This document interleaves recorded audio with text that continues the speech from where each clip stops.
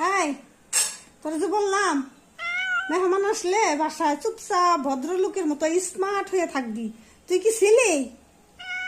হ্যাঁ, তুই স্মার্ট হয়ে ছিলি? এখন তো পুরা বিলাই বাচ্চা হয়ে গেছস। হ্যাঁ, তোর যে বললাম স্মার্ট হয়ে তুই ডাটে পাটে দাঁড়ায় থাকবি, বসে থাকবি, তোরে যাতে এক দেখায় পছন্দ করে ওরা নিয়ে যায়। তুই কি করলি? টপ করে যা তাকে পায়ের মধ্যে ঘপ করে কামড় দিলি। এটা কি কাজটা ঠিক করছস? হ্যাঁ, তুই ওদের পায়ে কামড় দিলি কে? হ্যাঁ, ওরা তো তোর পছন্দ করলো না। তোর শোয়ার জন্য আমি যে বালিশটা এনে দিছি, সুন্দর একটা বিছানা এনে দিছি, তুই কি করলি?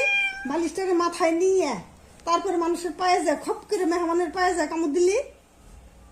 হ্যাঁ, হাই, ওই মেহমানের পায়ে কামড় দিছ কে?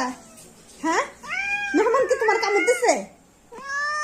হ্যাঁ, তুমি যে মেহমানের পায়ে কামড় দিলে, এই যে এত বড় দাঁত দিয়ে, যে কি বাড়ি বাড়ি দাঁত, এত বড় দাঁত দিয়ে তুমি কামড় দিলা। মেহমান তো তোমারে পছন্দ করলো না, যে না আমরা তো পচা বিলু নিব না, এত পচা বিলু আমাদের দরকার নাই।